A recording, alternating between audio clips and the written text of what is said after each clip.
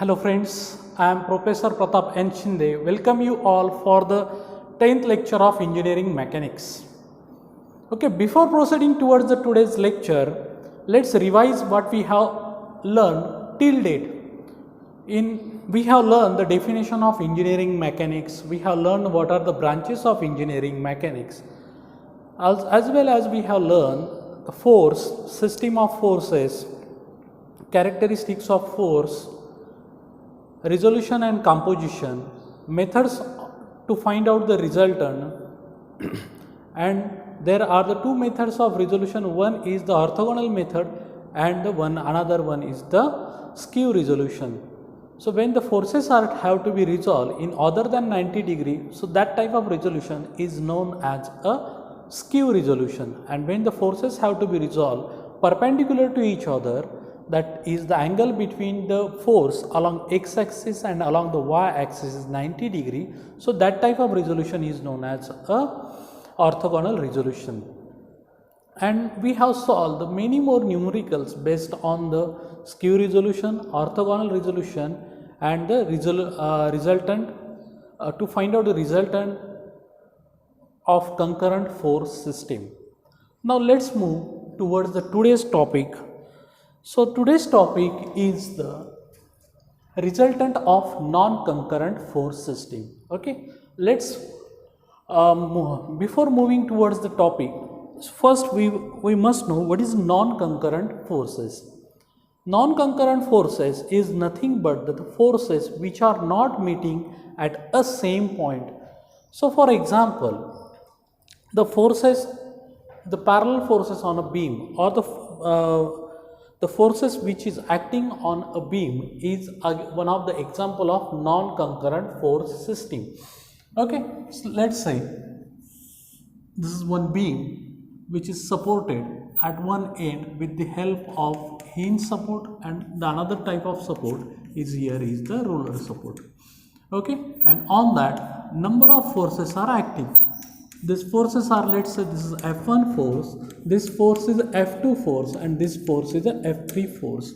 So these three forces are separated by some distance, let's say L1, L2, and these forces are not meeting at a single point. Therefore, this forces is known as a non-concurrent force system or the non-concurrent forces. So this is one of the type of system of forces. So they may be like parallel or unlike parallel forces. So this is known as a non-concurrent force system. Concurrent means all the forces which are meeting at a single point, that is known as a concurrent force system. Now, the problem of non-concurrent force system is to be solved by using the equation of equilibrium also. In non-concurrent force system, we must know the one concept is moment. So what is the moment? Moment is nothing but it is the product of force and perpendicular distance. Okay, let's say if you come towards this example, this is one beam which is resting or fixed at end A, and on that beam the force F is acting vertically downward direction. Now due to this force, this beam will try to rotate in this direction, isn't it or not? This beam will be rotate in this direction. So it will create the rotation in clockwise sense.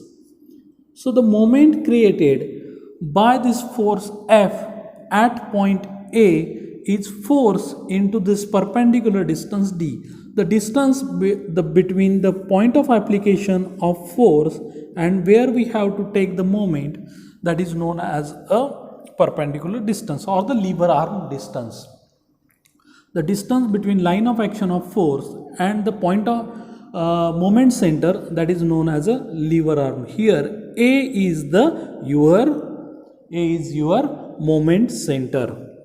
Now the moment will be the force into the perpendicular distance. F is the force and D is the perpendicular distance. So this is F into D. So what is the moment? Moment is nothing but the product of force and perpendicular distance. Okay, now the question may arise in your mind, why we have to learn this, what is the importance of this moment concept. Okay, so it is very important concept actually, moment. Let's say that if this is one boulder, a very big boulder, and if you want to lift this boulder with the help of human efforts, if you want to lift this boulder with the help of the human boulders, so it will require near about, let's say that 10 Newton force. For example, I will give the very simple example. So it requires the 10 Newton force to lift that boulder, but I am having only the 5 Newton force. Okay, and then also I have to lift this boulder. So how to lift this boulder? So for that I will put one iron rod below this boulder.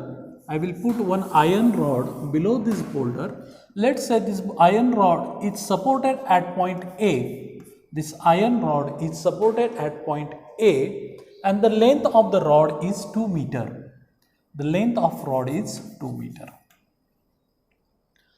And if I press this rod with the help of the force 5 Newton, if I press this iron rod with a force of 5 Newton, this rod will be moved in this direction. Yes or no? This rod move in this direction, and this boulder will be rotated in this direction.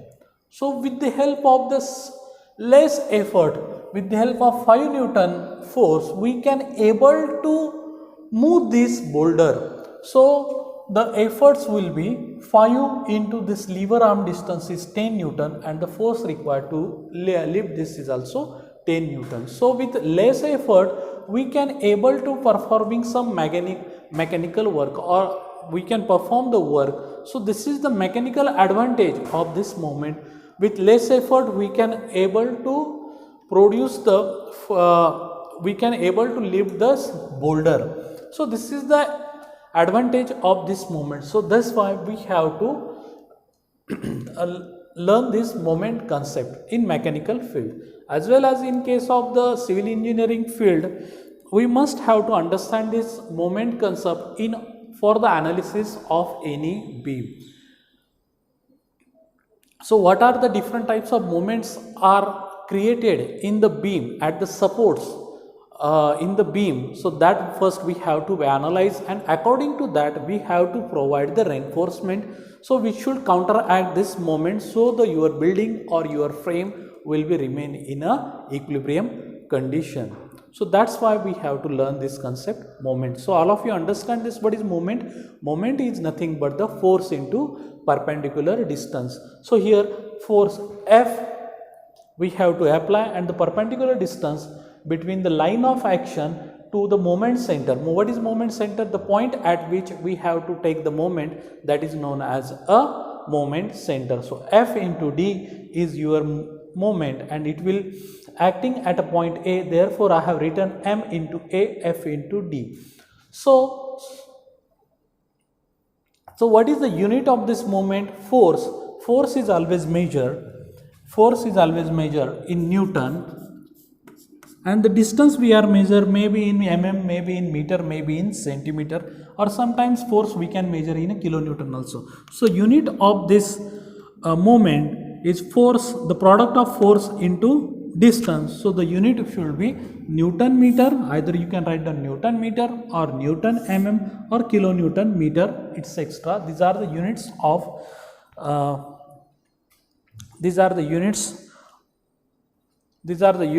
the moment. Okay. Similarly, now we have to understand its sign convention. Okay. Let's say due to this force is in downward direction, it will try to rotate this cantilever beam in downward direction. That will create the moment in a clockwise sense. So therefore the moment created is a clockwise, and in this problem the force F is in vertically upward direction, and it will lift this beam, or it will create the moment in anti-clockwise sense. So we have assumed that anti-clockwise is positive and the clockwise direction we have to assume is a negative. So this is anti-clockwise direction, we have to assume positive, and in clockwise sense we have to use the sign negative. Or you can choose the vice versa sign convention. There is not any hard and fast rule in order to choose the sign convention. You can choose clockwise positive, anti-clockwise negative also. So hence further when we are learning this subject, we are using this standard sign convention. Anti-clockwise we have to assume positive, and the clockwise we have to assume the negative. Okay.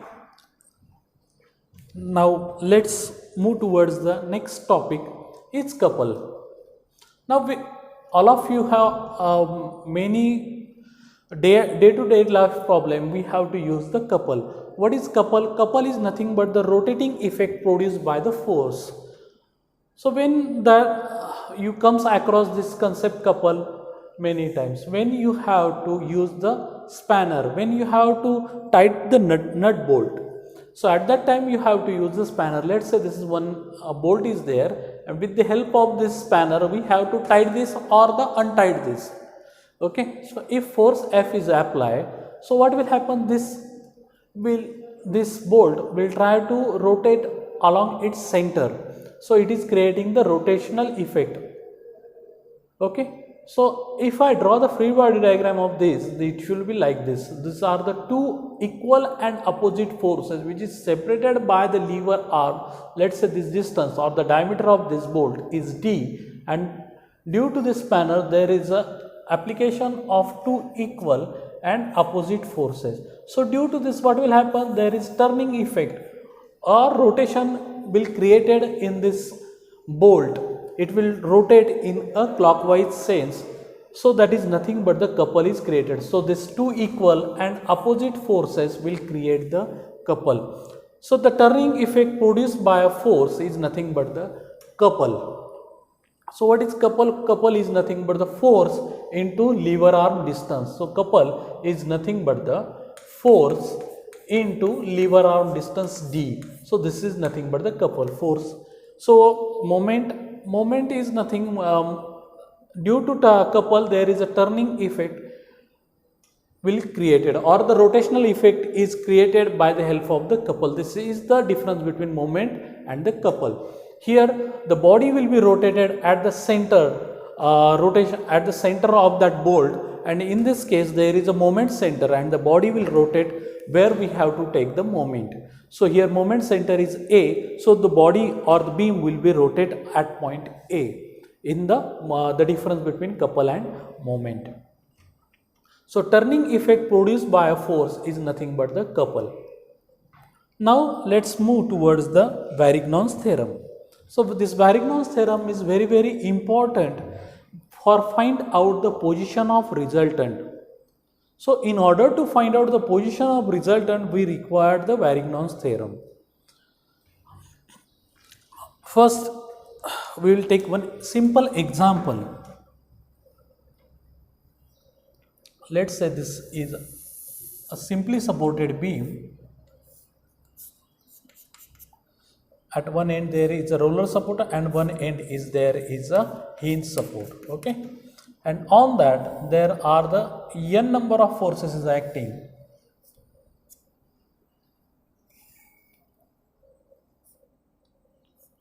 Let's say this force of 5 Newton, this force of 10 Newton, and this force is of 15 Newton. Okay, and this distance from this end A, let's say this end A and this is your end B. Now this distance is 1 meter, this distance is again 1 meter, and this distance is 1 meter, and this distance is 1 meter.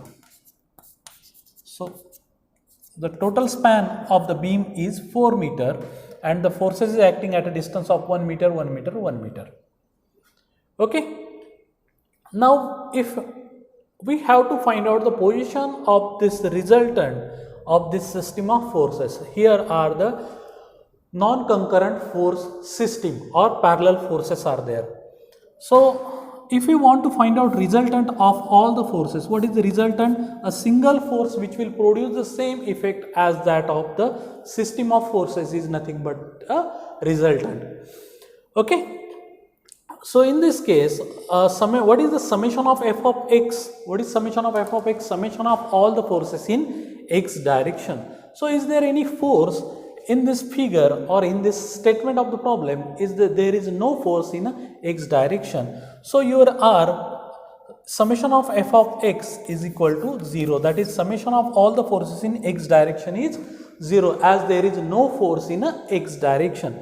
Now summation of f of y, therefore summation of f of y will give you the R. As you know that formula R, as you know the formula, R is equal to under root of summation of f of x square plus summation of f of y square. F of x is 0, so you will get the value of R is equal to summation of f of y, taking the square root. So you will get the value of this square and this square root get cancelled. So R is equal to summation of f of y. So first find out what is the value of R. So R is equal to, so this 15 is in downward direction, so it is minus. This 10 is in positive direction, that is upward direction. This 10 and plus 5. Okay. So instead of that, I will make it again because this becomes 0. So instead of that, I will make it as a 15. Okay. So 15 in upward direction. So what is that resultant? So R, your value of R, so this plus 15 minus 15 get cancelled. So your resultant is 10 Newton.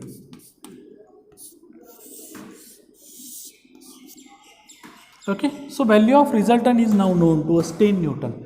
So this is the thus we have find out the resultant.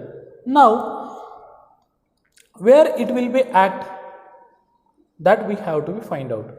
Okay, position of, so for your understanding, instead of that I will, instead of 15 I will make it as a 25. So the problem becomes quite easy to understand you. So this is 25. So 25 plus 10 is 35. So 35 minus 15, what you will get? 20 Newton. So your resultant is 20 Newton. So I have get the resultant value of 20 Newton. Now the resultant is 20 Newton and the sign is plus. So plus sign, we have assumed the upward sign is a plus. So your resultant is here anywhere. This is your resultant R, which is equal to 20 Newton. Your resultant is 20 Newton. Okay, now we don't know where the resultant will be lies in between this beam. So in order to find out the position of this resultant with respect to point A, we require this Varignon's theorem. So we have to find out this value of x. So how to find out this value of x? Again, it is very simple. So consider we have used this formula. What is this formula? If you use this formula, R into x into summation of m. So summation of m is nothing but the moment of all the forces about the point A. Let's say we have to find out the position of resultant with respect to this point A. So your resultant is 20. Its distance we don't know, so we have to take it as x. So 20 into x, and it will create the moment in which direction? What is the moment? This is force into perpendicular distance, and it will create the moment in anti-clockwise direction. So therefore anti-clockwise we have assumed positive, so we write down here the sign positive. Now summation of moment means the moment created by the each force that we have to be add, or take the summation of all moment of all the forces which is acting on this system of forces. So what is the summation of moment? So first force, let's consider this first force, 15 into what is the perpendicular distance? Let's take the moment about A. So 15 into 1, the moment is 15 into 1. So it will create the moment in clockwise direction. Therefore, I have assumed the clockwise is minus. So minus 15 into 1. Then second force is of 10. Okay, so I will write down this sign afterwards. So 10 into perpendicular distance from the line of action to point A or moment center is point A. So this 1 plus 1, 2. So 10 into 2. 10 into 2. So it will create the moment about point A in anti-clockwise sense. Therefore, I have to assume it as a positive. Similarly, I have to take the moment of this 25 Newton force about point A. So what is that moment? 25 into 3. So moment I will get 25 into 3, and it is again create the moment in anti-clockwise direction. So anti-clockwise I have assumed positive. So this is the summation of moment of all the forces. So what is your answer? Minus 15 plus 20 plus 75. So what you will get? 95 minus 15. So what you will get? 95 minus 15, 80. So your summation of moment is 80, and 20 into x. So your resultant is 20 into x.